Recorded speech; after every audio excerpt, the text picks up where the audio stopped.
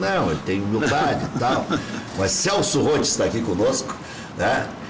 E não tem essa de ame ou deixe. Todo mundo gosta do Celso, aquele jeitão, assim. Ele tem essa cara de meio brabo, assim, mas ele é meio padre, meio freira, assim, meio... E, junto com o Léo Guettens, que é o cara que mais conhece futebol da América, Celso Roth. Quando quiser saber alguma coisa sobre adversário, que você está voltando aí, está todo mundo voltando, né? Então o Celso também vai voltar. E o Maurício Freitas, que você já conhece de longa data, né? Vamos falar de futebol, de Grêmio e de Internacional. Hoje secando o Atlético Mineiro contra o Bahia, né? O Internacional está numa posição de terceiro, o Grêmio ainda mantém uma quarta colocação.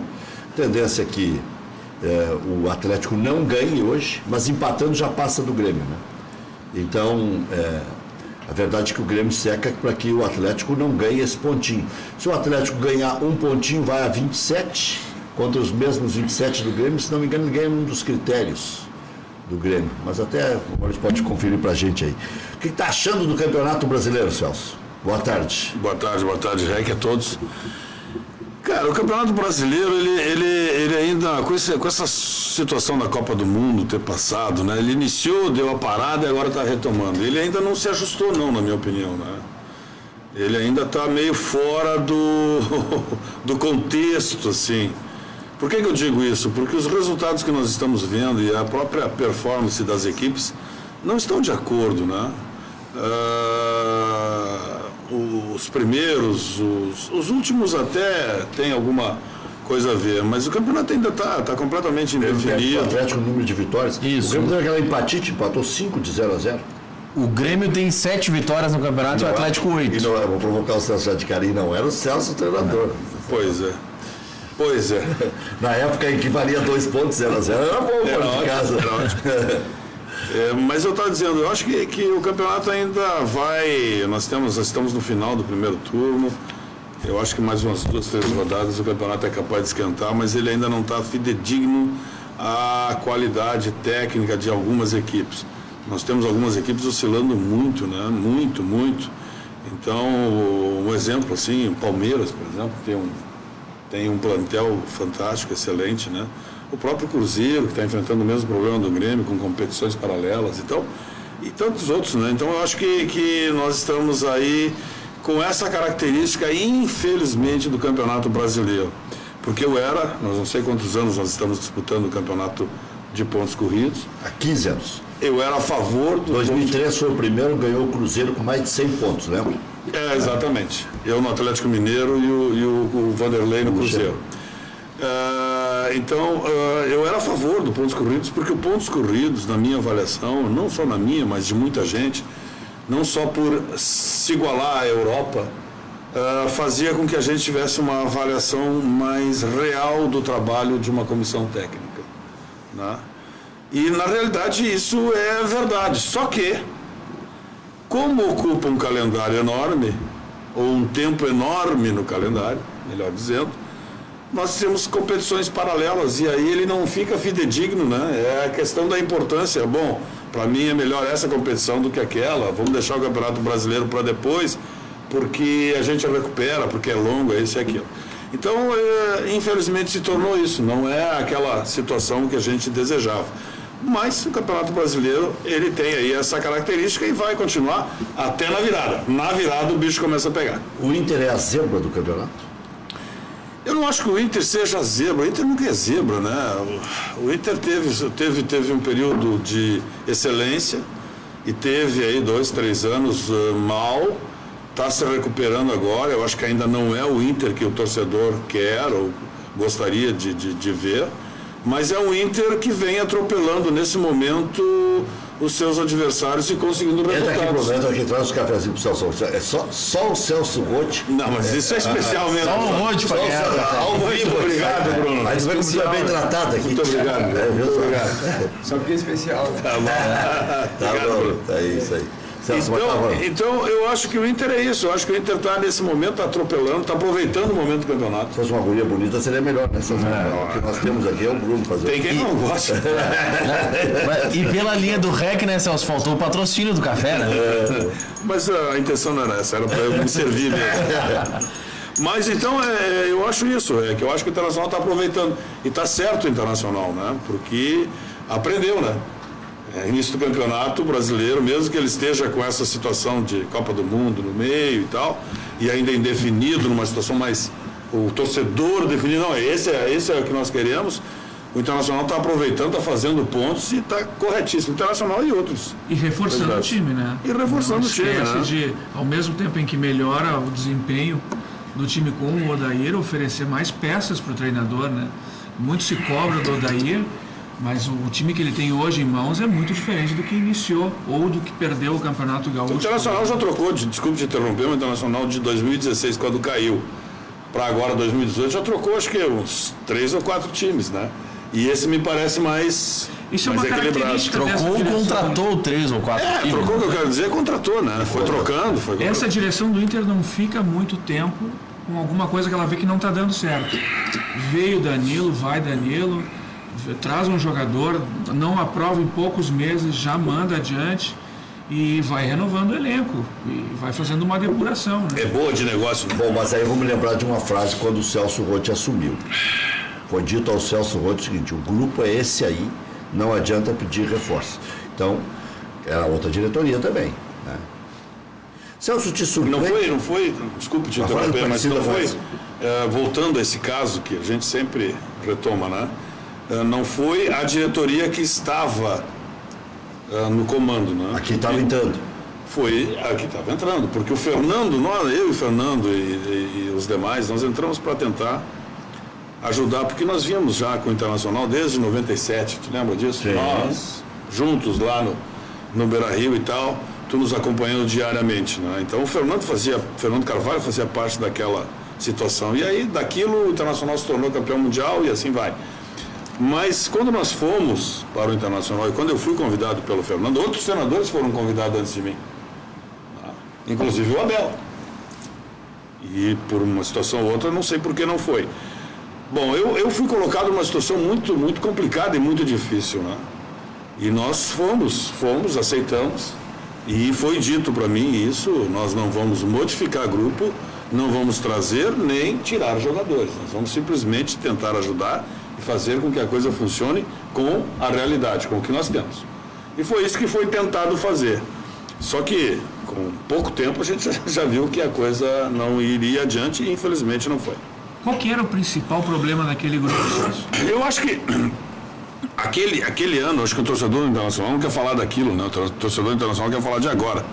Eu acho que agora que é o importante, né? O importante é que o Internacional, modificando o time como modificou, e aí está o mérito dessa direção, né? Procurando o melhor, formou um grupo bom, que o Odair está conseguindo administrar. Às vezes, por circunstâncias que acontecem, né? Um jogador fica fora por cartão, porque foi expulso, por isso, por estar lesão e tal, e às vezes nem tanto assim, mas ele está conseguindo administrar, e é isso que é o mais importante. O time do Internacional está recuperando uma circunstância que é fundamental: a sua força no Beira-Rio. Recuperar a força do Internacional no Beira-Rio é fundamental nessa competição. Estabilizar o time tecnicamente, como o Internacional tinha há algum tempo atrás, isso demanda tempo. O importante agora é permanecer bem com a confiança do seu torcedor no seu estádio. Sem Arthur, o Grêmio ainda é o melhor time do Brasil jogando completo? Com Everton, com Maicon, com Léo Moura, com Bruno Cortes, porque o Grêmio tem 3 dúvidas, né? Para o jogo de quarta-feira. Eu acho que O Everton é uma dúvida por conjuntivite, mas a conjuntivite, o período crítico são as primeiras 72 horas, né? Que é o período de maior contágio. Não teria nem como concentrar, vai chegar... Hoje à tarde ele vai ser reavaliado e teria que ir para a concentração. Se não acontecer isso hoje... Ou não concentra e vai amanhã. Como são essas coisas, né? O Everton demorou simplesmente quase 1 ano e meio, 2 anos para se tornar titular do Grêmio, né? Foi reserva do Fernandinho. Já pensou se a gente fosse tomar as definições imediatas como se quer no futebol e como o torcedor toma a respeito de um jogador ou de um treinador? Em uma partida já não serve. Em uma partida já não serve, né? Se uma comissão técnica, né, e se o jogador não tem um acompanhamento, ele se entrega. O caso do Everton é típico, né? Hoje o Everton é essencial. Diria para vocês que nesse momento o Everton é mais essencial do que o Luan. Eu não tenho dúvida. Né? É o que, nesse momento, eu estou falando de hoje, segunda-feira, né? Então, é interessante isso. O jogo do São Paulo, quem virou o jogo do São Paulo, claro que foi o time do Grêmio, óbvio que foi o time do Grêmio. Mas Quem meteu para dentro... Quem definiu a situação foi o Everton. Então, é esse tipo de coisa, esse tipo de cuidado que nós temos que ter. O Arthur, o Grêmio é o mesmo, não é o mesmo, é o melhor time do Brasil, tudo é questão momentânea. Eu acho que o Arthur dava uma cadência junto com o Michael. A gente fala muito do Arthur, né? Mas nós não podemos esquecer do Michael, né? Ele fez um baita passe para o próprio Everton no Exatamente. Então são os dois que têm uma característica extremamente interessante. E se tratando ainda de time gaúcho, né? E principalmente se tratando de Grêmio, né? É impressionante isso. O Grêmio, com a sua origem, com a sua história. É verdade. Sempre foi um time guerreiro, porque era um time que batia, o Grêmio do Felipe, o Grêmio do Celso Rotti, retranqueiro, jogando no contra-ataque, papapi, papapá. Simplesmente mudou de uma hora para outra, é um time clássico, que toca bem a bola, de controle, de posse, de passe. É impressionante as pessoas como mudam e as coisas mudam e as coisas são assim e a vida é assim. Então o Grêmio hoje tem uma característica de tinha, né, com o Arthur e o Michael, dois volantes que jogam futebol. Não são dois volantes, aquele volante. Rafael Carioca e William Magrão. O Rafael até jogava. Joga muito. Jogava muito. Eu te diria, Anderson. Onde está o Rafael Carioca? Tá no México. Eu te diria, não sei o time, mas está no México. Eu te diria Dinho, eu te diria Anderson Polga, Gavião, te diria Anderson do Internacional de 97. Ou o Edinho depois e tal. Então, tá no Tigres. O Grêmio hoje, mesmo que o Arthur tenha saído, que quem é que vai jogar do lado do Michael, por exemplo? O Jailson, né? O Jailson ou o Cícero são os mais especulados. Jogadores que tocam a bola. Então o Grêmio mudou muito a característica. Continua sendo o melhor time do Brasil. Eu acho que continua jogando em determinados momentos, não tanto quanto há pouco tempo atrás, mas tem determinados momentos que o Grêmio continua sendo o melhor time, mais equilibrado. Fez um grande jogo contra o São Paulo. Por quê? Porque muita gente criticou o Renato, por exemplo, que, na minha opinião, amadureceu muito bem o Renato.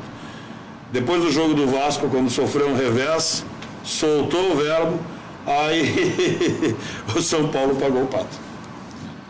Celso, você fala muito de equipes equilibradas. Pois é, equilibrado está sendo usado, né? O equilíbrio, eu falava isso, lá vem ele. Eu, pelo menos, quando falo essa palavra, eu cito. Como diria o Celso. Diz o Celso Rotti, equilíbrio. Lá vem ele. Cautela, outra palavra. Lá vem ele. Olha aí, quer botar um volante, mas assim, era algumas críticas, comentários que fazia. Né? Pô, essa Copa faltou um volante para a seleção, né? Essa Copa foi a consagração do Celso Rotti. Não foi minha consagração, não, ao contrário, longe disso. Eu quero dizer para vocês que desde 2006... Eu vi uma entrevista na Grenal dizendo que não aguentava mais retranca.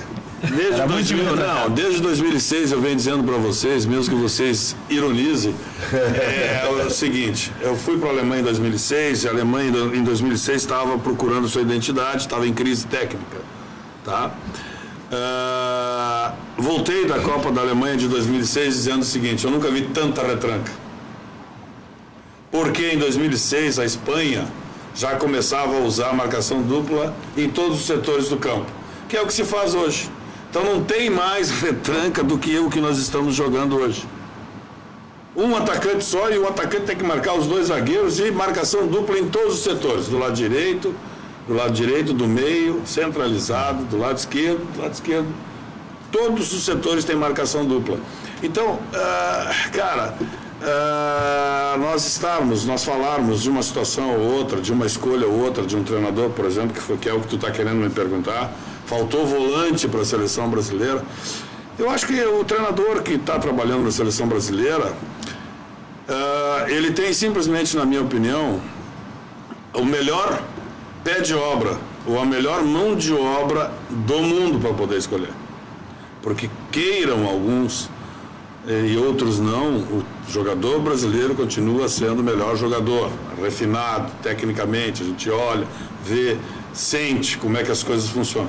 O nosso problema são as escolhas feitas, as decisões tomadas e a administração extracampo do que acontece num ambiente que todo mundo tem ingerência, principalmente alguns pontos fortes da mídia. Então a gente tem que ter muito cuidado com isso, que esse sim é difícil de controlar, de trabalhar, de administrar. Que infelizmente nós já temos exemplos assim e assado. Acho que vocês vão concordar comigo. Nós temos o exemplo do nosso querido Felipe. Felipe firme, forte em 2002, campeão mundial. Felipe não tão firme, não tão forte em 2014, não chegou. Dunga firme e forte, não chegou. Mano, era firme e forte, chegou na seleção, mudou um pouquinho o comportamento. O Tite, nós todos conhecemos o comportamento do Tite, né? O comportamento de light, de controlar as coisas, também não chegou. Então, é muito complicado, é muito difícil as escolhas, né? Mas, realmente, eu acho que na saída do Casemiro para a entrada do Fernandinho, eu não sei se vocês lembram, né? Mas a gente aqui não é tão velho assim, mas precocemente nós começamos no futebol como treinador. Eu fui treinador internacional com 38 anos, tá? Então, muito precoce, muito novo. O Fernandinho era meia no Atlético Paranaense, né? Saiu daqui como meia atacante. Aí veio para jogar de volante, num jogo importante que nós todos sabíamos que a característica da Bélgica era o contra-ataque. Tendo convocado mal, porque não tinha outro volante, colocaria o Marquinhos ali, sabe? Não tem dúvida. Nenhuma dúvida. Por quê? Por que eu colocaria o Marquinhos? Porque o Marquinhos já jogou de lateral direito. O Marquinhos já jogou de zagueiro. Tem boa O Marquinhos tem uma qualidade fantástica e não é aquele zagueiro alto, né? Alto. Tem noção de Tem uma altura média que dá muita mobilidade para ele. Então, num jogo que a gente ia sofrer contra-ataque sabidamente, acho que o Marquinhos seria uma alternativa bem interessante, sim. Mas fica muito fácil falar depois do jogo, né? O treinador escolheu, teve a convicção de escolher e foi convicto para o jogo que tinha feito a melhor escolha. As coisas não funcionam. Então, não é o Tite. Foram as escolhas do Luiz Felipe lá em 2014 também, que nos deixaram aí e nos deixam até hoje, historicamente, com uma marca negativa. Então, são as escolhas e o momento que o treinador faz. E que, quando dá certo, é herói. Quando não dá certo, todos pagam. A semana passada tinha piada pronta, né? Que era o Bernard indo pro Palmeiras. Imagina, né? Recebeu a proposta. Era piada pronta. Imagina o Filipão desembarcar junto com o Bernard. Não era uma boa, né? Não. Tinha que retirar essa proposta. Morreu na casca. Ele quer 1,5 milhão por mês também, né?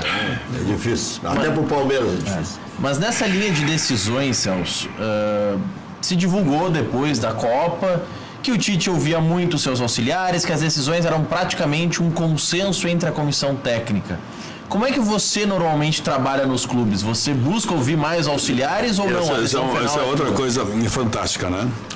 O que é fantástico? Fantástico é o seguinte, quando nós começamos lá em os anos... O REC pegou isso aí também, né, REC? 80, 90, nós tínhamos uma comissão técnica que era uma ditadura.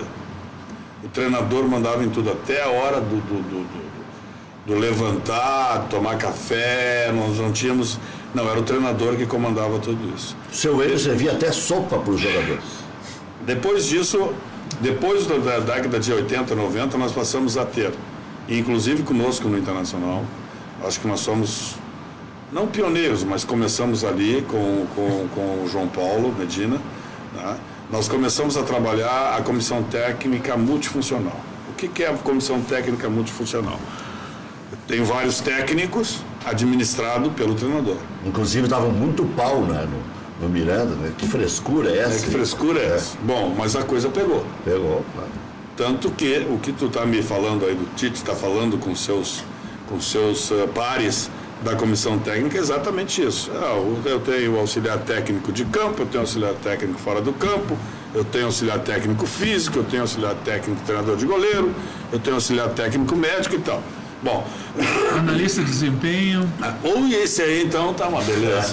Esse aí sai de analista de desempenho para treinador de um dia para outro. O que tu demora 30 anos para conseguir chegar a ser treinador de um time principal, o cara, com um ano de análise de desempenho, ele já é treinador, porque ele vende as suas ideias para o dirigente, que é de outro ramo, não é do futebol, aí fica impressionado, aí bota ele de treinador. Canto da sereia. Aí vai.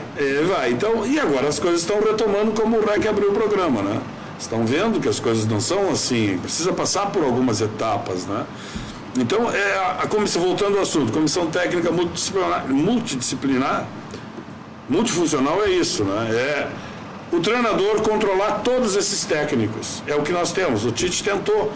Mas, cara, se eu estou te dizendo que o grande problema da seleção brasileira não é técnico, e sim o que circunda, o que está ao redor da seleção, que é o grande problema, como é que tu vai controlar todos os teus companheiros, todos os teus pares, sem ninguém falar nada, sem ninguém dizer nada, quando é muita gente? Tu conhece o ser humano? Que idade tu tem já? Eu tenho 27. 27 anos, tu conhece lá então. Como é que tu vai controlar o ser humano? Me diz. Mas não tem como. Não tem como. Não tem como. Não tem como. Então é isso, cara. Então, não que eu queira voltar, só para deixar claro, não que eu queira voltar Treinadorismo. ao treinadorismo. Não, isso não existe, isso não pode existir. O que nós temos que ter é que ter o controle, o meio termo. O treinador tem que ter o comando, sim, né? E ter as pessoas corretas, certas, e pronto. Não além disso. Muita gente, é muita opinião, é muita informação e a coisa desvirtua. E o engraçado é que essa mesma crítica, ou essa mesma constatação que o Celso faz, é o que na Argentina está se reclamando. Mas não conseguiram fazer a cabeça no Tite. Queriam tirar o Gabriel Jesus, não conseguiram. Não, o Tite queria... Isso aí que o Celso falou que vazou também, que tentaram tirar o Gabriel Jesus e... Não, vazou que eles debatiam a entrada do Firmino na vaga ou do William ou do Gabriel Jesus. Só que como não existiu consenso na comissão técnica, a palavra final foi do Só que é o seguinte, vocês não podem esquecer de uma coisa aí que está o grande detalhe. Comissão técnica multidisciplinar funcional funciona, não tem dúvida. Só que a palavra final é de quem? Head coach. A responsabilidade é de quem? É do técnico, claro. Os outros todos dão pitaco sem ter responsabilidade nenhuma. É só a cabeça de um que tá minha opinião.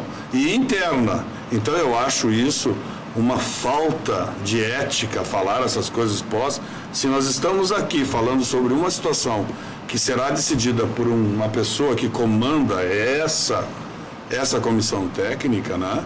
Isso tem que ficar aqui. São opiniões que serão dadas. Olha, tem um sinal aqui, tem um sinal lá, tem um sinal aqui, que esse jogador está assim ou está assado. Eu vi ele assim e tal. São informações, não são definições. Quem define é um só.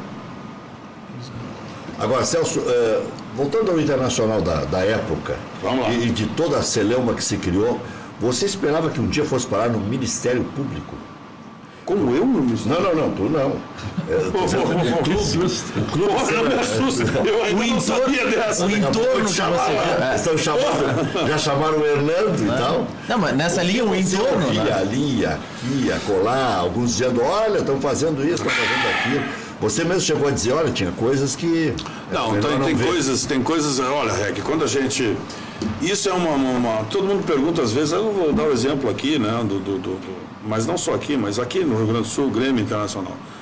Vocês da imprensa, e eu te considero, muito sabe disso, sempre disseram assim, mas como é que esse cara consegue se relacionar com os dirigentes do Grêmio Internacional? Fala com os caras do Grêmio, os caras elogiam. Fala com os caras do Internacional, os caras elogiam. Porra, mas o que tem esse cara? Tem boleiro que não gosta muito de ti, mas aí... Tá bom, isso aí Tem é... que chamar a atenção, é funcionar. Dos 11 que estão jogando, os 7 não gostam. Não, aí não chega tanto. Mas eu estou dizendo assim, olha, por quê? Porque a gente tem uma ética que a gente não pode expor publicamente, né? Então nós temos situações que a gente sabe que acontecem em qualquer clube, sabia e tem conhecimento do que estava acontecendo no Internacional depois, mas são coisas nossas, internas, que o profissional não pode abrir. O profissional tem que segurar, tem que saber e as coisas continuam normalmente, mesmo que esse profissional seja prejudicado na sua carreira. Isso é um ônus que se paga. Quando eu disse sim para o Fernando Carvalho, eu assumi todo o passivo. Sim, o acumulado da obra. Se eu assumir o passivo junto com ele, eu não, nós. Se nós assumirmos o passivo, nós não podemos pegar e abrir e falar essas coisas todas. Isso é coisa nossa. Se você tivesse no lugar do Tite, agora voltando à Opa! seleção, vai voltar. Que beleza, não. E podia Tá estar até mais antigo do que ele podia estar. E o Tite. Tite tem 58. Vai Acho ter que é isso. 61, não, tem 57, vai ter 61 na Copa. Eu tenho 60 agora. Sou mais velho que o Tite. O Tite, se você estivesse no lugar dele, você diria sim para a CBF ou esperaria um pouco, tipo o Tele Santana? O Tele até não foi convidado para permanecer, foi convidado a se retirar e acabou voltando. Né? O Tite foi convidado a permanecer. O Tite é um caso bem interessante, né? O apoio popular ao Tite, eu acho que até pela circunstância geral, social, econômica do país, fez com que o Tite tivesse uma unanimidade, né? Num determinado momento, né? A ausência de liderança, né? Também, consequentemente. Brasil, Consequentemente também.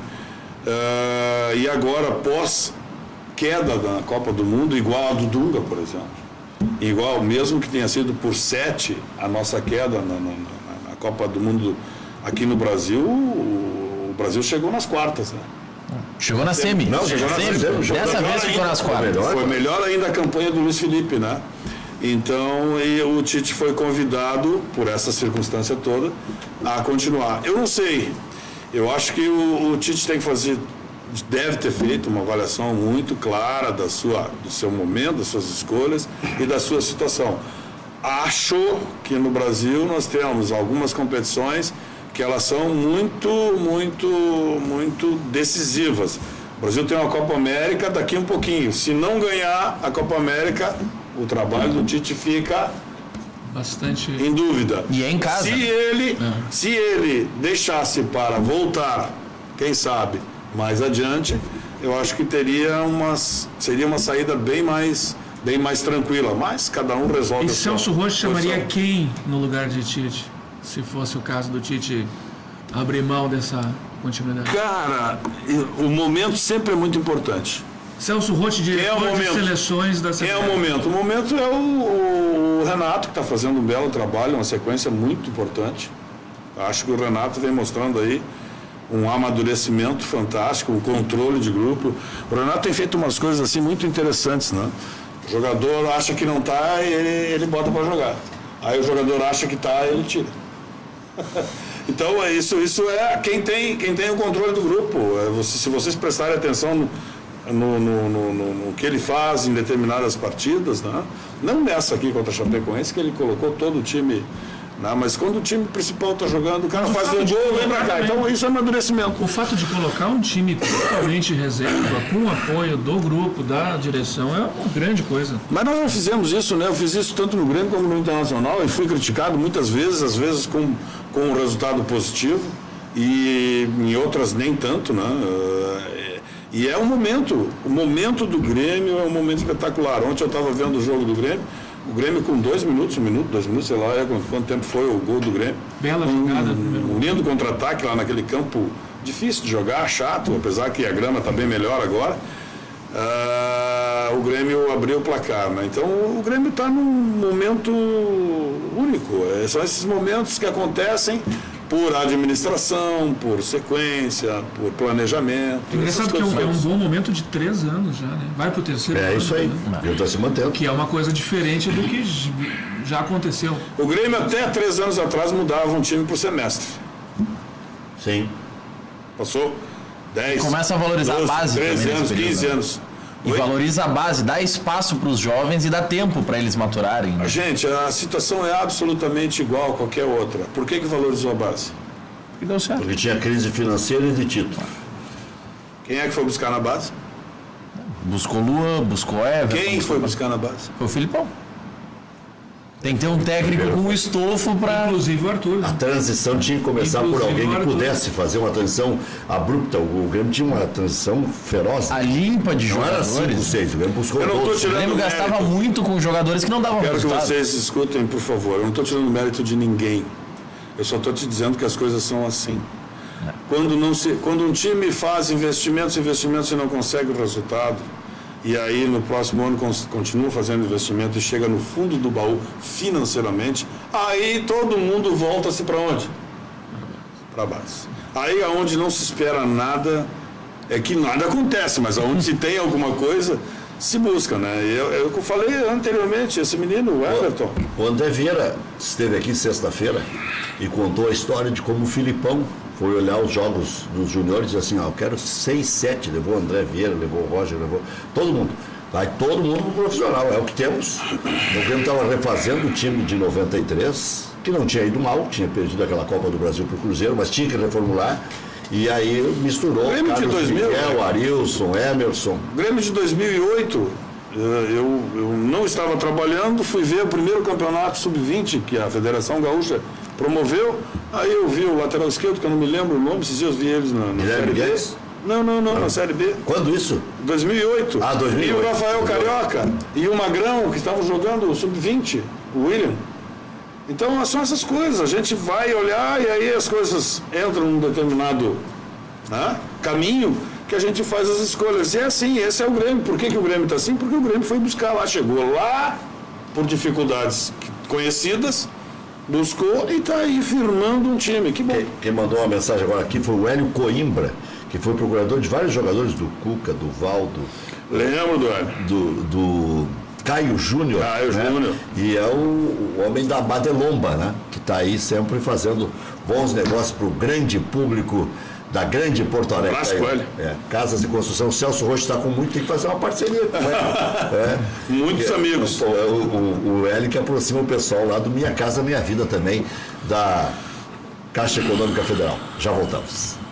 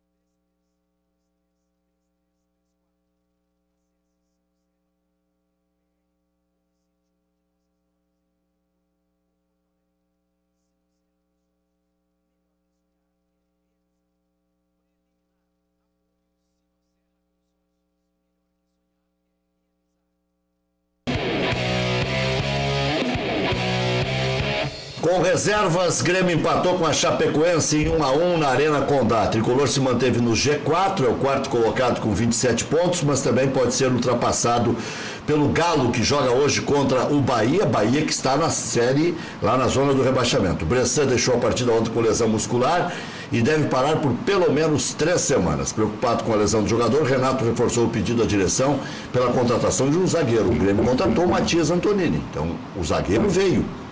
Aquele que era para ser o 5º zagueiro. Só que agora com a lesão do Bressan, o Grêmio precisa de alguém mais graduado, né? Mas é 2 semanas a lesão do Bressan, né? 2 ou 3 semanas. É um período complicado. Sim, 2 semanas dá meio mês já de agosto. E aí para contratar é impossível. Né? Daqui a pouco vai acabar o Marcelo Oliveira jogando improvisado, ou como opção improvisada, e no Brasileirão o Juninho jogando na lateral, né? Titulares voltam à equipe contra o Flamengo, quarta-feira pela Copa do Brasil. Léo Moura, Cortez e Everton ainda são dúvidas para a partida. E o novo reforço do clube carioca, Vitinho, teve o seu nome publicado no BID e está à disposição para estrear. Mas será que precisa do Vitinho ter outro? Vitinho é reforço? Era quase salvador da pátria, né? Fazia um gol por jogo. Vitinho, cara. Fantástico. É um caso sério. É um caso bem interessante. O Vitinho ajudou bastante. O Vitinho ajudou bastante. Ele tem muita força, o Vitinho, muita força. É aquela situação dos jogadores que subiram da base do Botafogo, né? O Botafogo nunca teve uma base, aí surgiu o Vitinho. Aí pegou um jogador com experiência mundial, internacional, que era o Sidorf. E o Sidorf carregou o Vitinho e ajudou o Vitinho e certamente fez muitas coisas boas para o Vitinho. Depois disso, o Vitinho caiu no mundo e até achar o seu jeito de ser e a sua maneira de fazer as coisas, teve algumas dificuldades. Sofreu muito na Rússia, né? Sofreu até agora, né?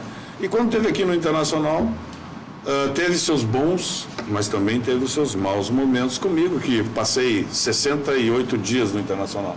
Então, comigo também ele teve esses bons e maus momentos. O Inter ganhou 5 partidas de 1-0 com ele fazendo gol. Exatamente. Mas ele tinha um chute. Ele é um grande jogador, tem muita força, muita velocidade. E se tiver... Controle. Não, se tiver num ambiente legal, decide jogo. Mas esses números do Vitinho, as vitórias de 1-0, não são do período com o Celso, do ano anterior com o Argel, né? Não foi comigo, não. Ó, no Inter, Ele nos ajudou muito, mas não foi...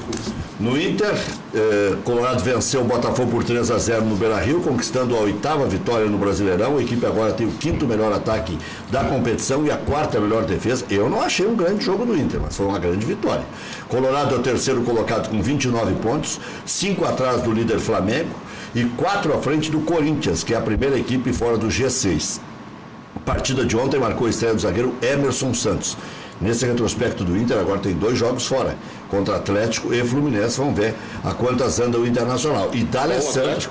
Mineiro. Difícil. No Independência. 2 jogos bastante difíceis. Vai dar uma boa noção do que é o Inter. E aí vamos ver onde entra o D'Alessandro. Completa hoje 10 anos de clube. O argentino recebeu homenagens ontem, antes da partida. Colorado volta a campo, como eu disse, na próxima segunda-feira contra o Atlético Mineiro em Minas Gerais. Ex-dupla Grenal, olha aí teu bruxo, Celso Rotti. Anderson, o novo reforço do Adana Demirspor, da segunda divisão da Turquia, te ajudou muito lá. A jogadora assinou um contrato de 3 anos com o clube turco. Após ser goleado pelo Atlético Paranaense ontem, Vitória demitiu o técnico Wagner Mancini. O treinador deixa o cargo com 27 vitórias, 15 empates, 21 derrotas. 21 derrotas. Hoje tem Bahia e Atlético às 8 da noite. Mas o Anderson, falando do Anderson, que tomara que ele consiga jogar, mas né, porque ele é novo ainda, né? Um jogador que tem... Fez 3 anos de contrato, né? Tem 3 anos, né? Tomara que ele consiga terminar a sua carreira de uma maneira que o faça feliz, né? Como eu disse anteriormente, eu passei 68 dias no Internacional. Desses 68 dias, o Anderson tentou. Eu posso dizer que ele tentou. Então que ele seja feliz, né? Que uma notícia interessante. Não é meu bruxo, mas... já voltamos.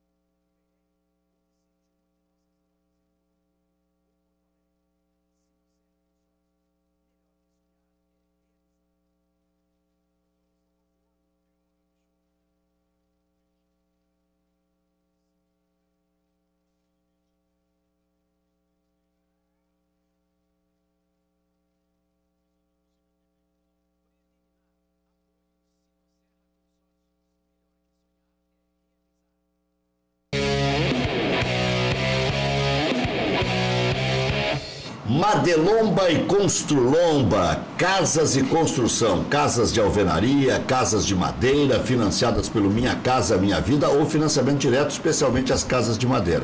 De alvenaria, normalmente para o Minha Casa Minha Vida. Constrói casas em toda a região metropolitana e litoral, aí que eu falava do Hélio Coimbra. Madelomba e Construlomba. Maior qualidade, melhores condições. Para mais informações, 3596-1048 ou no plantão agora com o Fernando, 986317709. Visite o site Madelomba Casa e Construcão, sem o tio, sem o cedilha.com.br. Golaço, assessoria ao consumidor defende consumidores na redução da prestação do veículo e outros financiamentos. Reduz de forma imediata em 50% a prestação do automóvel. Liga agora, consulta gratuita 0800 606 1616. Cliente Golaço financiou o veículo com prestação de R$ 950, reduziu para 475, vantagem inicial de R$ 20 mil. Liga agora, garanta 50% de desconto na prestação do automóvel. 0800 606 1616. Se você, consumidor, quer acabar com juros abusivos na prestação do veículo e outros financiamentos, redução imediata de 50%, ligue, consulta gratuita 0800 606 1616. 0800 606 1616. Bascaria, melhor pizza de Porto Alegre. Nada bate a Bascaria. Localização, charme, prazer, bom gosto, preço justo. Bascaria, Comendador Caminha 324, em frente ao Parcão. Peça também em casa pelo 30616262. Melhor custo-benefício de Porto Alegre. Hotel Embaixador, o mais tradicional da capital. Reservas 3215-6600. reservas@embaixador.com.br. Você diz que assistiu aqui na Ubra TV e ganha, adicionalmente, mais 10% de desconto. Marque sua convenção para o Embaixador. FAC, materiais de construção, sua reforma do alicerce ao telhado. Ligue 34666133, fache.com.br. Diga, Maurício. A informação da hora na mídia de São Paulo é de que o Cuca está próximo de ser anunciado pelo Santos como novo treinador. Estão voltando todos aí, que eu estava falando, só falta o Celso. Mas o Cuca está fazendo uma media training muito boa, né? Foi para a Copa do Mundo esperando que o Tite se desse mal, para assumir o lugar do Tite. E está toda hora aí falando na Globo e tal, e tal. Então eu acho que o Cuca está bem encaminhado para o time do Santos. E que vai, se for o caso... Você acha que ele estava com esperança de treinar a seleção? Ah, não tem dúvida. Você conhece os caboclos, né? Eu acho que todos nós temos que ter esperança de treinar a seleção, né? Eu acho que todos os treinadores... Ainda tem, Celso? Lógico que sim. Todos nós, treinadores brasileiros, temos que ter, sim, a expectativa e a esperança de treinar a seleção brasileira, sim, não tem dúvida, né? Eu te falei anteriormente, eu estou com 60. Quantos anos está o Abel? 66, 67. Acho que até um pouquinho mais. O Felipe tem 69, né? Está assumindo o Palmeiras, né? O Vanderlei está com 67. Então, o Levir está com 67. O Cuca deve estar com 58, um pouquinho menos, talvez. Então, eu acho que todos os treinadores têm que continuar, que estão na ativa, óbvio, né? Tem que continuar com a esperança de treinar a seleção brasileira ou a seleção de qualquer outro país. Por quê? O Campeonato Mundial sempre é o auge, né? É o ápice da carreira. Então, e eu falei do Cuca agora, porque ele está com a media training, porque eu acho que também faz parte isso do profissional. Eu não estou criticando, não, no sentido pejorativo, não. Eu estou falando no sentido positivo. Eu acho que o treinador, por exemplo, os treinadores que deram opinião na Copa do Mundo, pode ser boa, pode ser ruim, não é um outro profissional, um outro colega que tem que julgar. Né? E sim, quem está vendo. Quem está vendo é que tem que julgar. Eu acho que quando a gente se expõe em dar uma entrevista ou uma opinião, a gente está mostrando quem a gente é. Então, o tamanho que tem. O tamanho que tem. Então, tem que saber disso. Tem 5-5 tem o Cuca. Imagina que tivesse o Cuca trabalhou, eu, preparador físico do Juventude, o Cuca trabalhou comigo. Eu, preparador físico do Grêmio, o Cuca trabalhou comigo, né? 87. Então nós trouxemos o Cuca do Juventude, quando eu falo nós, eu e o Luiz Felipe, né? Scolari. Nós trouxemos do Juventude o Cuca e o Amaral para o Grêmio lá em 1987. Brigando com o Lilica. Oi? Brigando com o Luiz Carlos Vinck, lembra? Brigando com o Vinck, exatamente. Um prometendo dar um tiro no outro. A gente às vezes, para os mais, mesmo que a gente tenha sido precoce, né?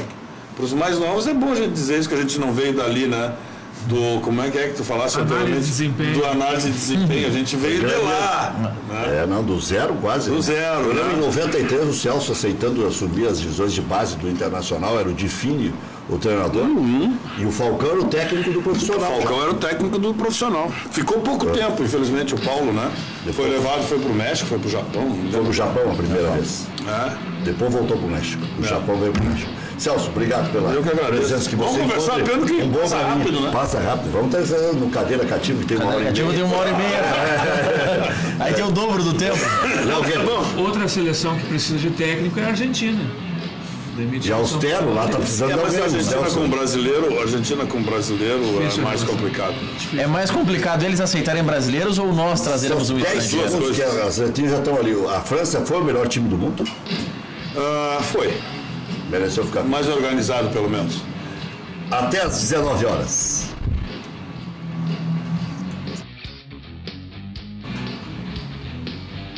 Outro que mandou um alô. Preliminar.